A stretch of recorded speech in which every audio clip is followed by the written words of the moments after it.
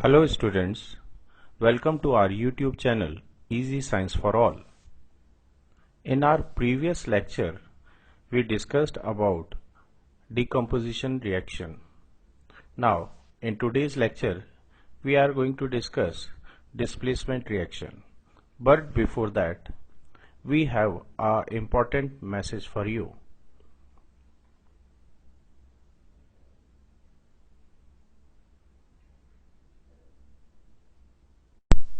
Our today's topic is this displacement reaction.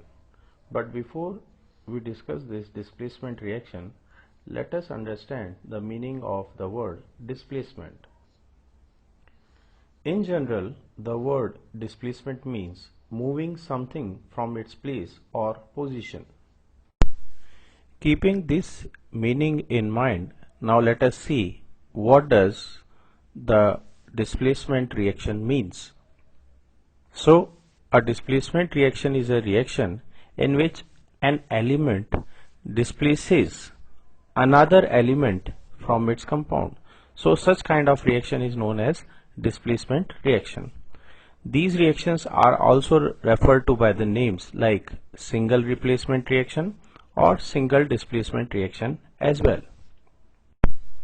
So it is a very important point to keep in mind that during a displacement reaction or in a displacement reaction, an element is going to displace another element from its compound. Now let us try to understand this with the help of a generalized example. Let us consider this generalized form of a displacement reaction. In this reaction, you can see that there is a reactant A made up of A type of element, whereas reactant number 2, it is made up of two different kinds of elements, that is B and C. So in all there are two reactants, and when they are reacting with each other, we are getting two products. The product 1 is made up of element A and C, whereas the second product is made up of only element B. Now what really has happened in this reaction is that this element A has displaced this element B from its compound.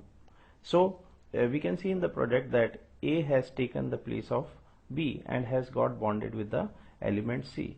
So this is how a displacement reaction takes place. You will agree that only a powerful person can displace a weak person from its position or place. Likewise, in a displacement reaction, a more reactive element displaces a less reactive element from its compound. Now the next question that comes to the mind is that how come we are going to know that which element is more reactive and which element is less reactive? For this purpose, we can refer to this activity series, which is also known as the reactivity series. It is a list in which elements have been arranged in decreasing order of their reactivity. So here, as per this list, potassium is the most reactive element among all the listed elements and gold is the least reactive element. So it means that potassium has the capability to displace all other elements that are there in the list from their compounds. Now let us take some examples and try to understand those chemical reactions with the help of this reactivity series. In this first example, you can see that there are two reactants. First is iron and second is copper sulfate, and when they react with each other, two new products are formed, and the two new products are ferrous sulfate, or we can call iron sulfate, and copper. Now if we look at these reactants carefully, so what has happened that this iron element has displaced this copper element from its compound, that is copper sulfate. So is it possible? For this we can refer to this reactivity series wherein iron has been placed at number 7 whereas copper has been placed at number 10. So as per this reactivity series, iron is more reactive than copper and thus it has this ability to displace copper element from its compound. So that is how this reaction is taking place. Likewise, if we see at example number 2, then we will find that there is a reactant called zinc and there is another reactant called copper sulfate, and when they react with each other, again a displacement reaction is taking place. In this case, zinc is displacing copper from its compound. So is it possible? So again let us check the reactivity series, and you can see over here that zinc is placed at 6th position, whereas the copper has been placed at 10th position. So it means that this kind of displacement reaction is possible, and the zinc possesses that capability to displace copper element from its compound, that is copper sulfate. In example 3, lead is reacting with copper chloride. Now this copper chloride is also known as copper 2 chloride, or it is also known as cupric chloride.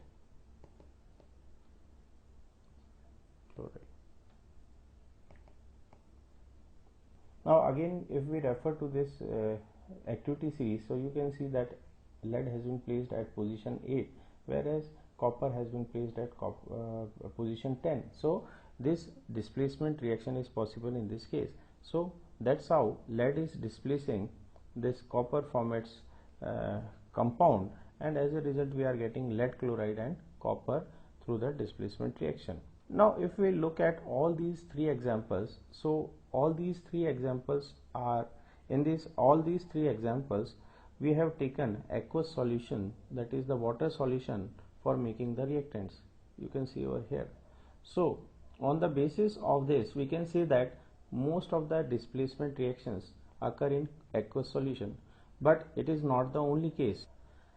Displacement reactions can also occur between solid substances. As you can see, I have written over here a very famous reaction that is known as Thermit reaction. In this reaction we are reacting solid iron oxide with solid aluminium element, and as a result we are getting aluminum oxide and iron.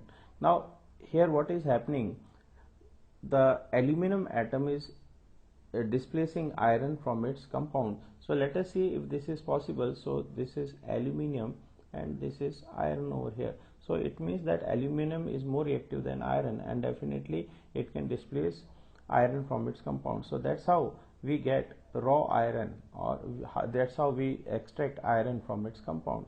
So this is a very famous reaction and we must remember this. Likewise, there is another reaction in which a solid compound, that is manganese dioxide, it is reacting with aluminum, which is a solid metal. So again a displacement reaction is taking place and aluminum is displacing manganese from its compound. So again this is an example of a displacement reaction where the two reactants that are reacting with each other are in solid state. Now by looking at these two examples, I can say that metal oxides, that is iron oxide and manganese dioxide, in both these examples have been reduced to metals, that is oxygen has been separated out from them using displacement reaction. So that was all about displacement reaction. See you in next lecture on double displacement reaction. Until then, goodbye and thank you.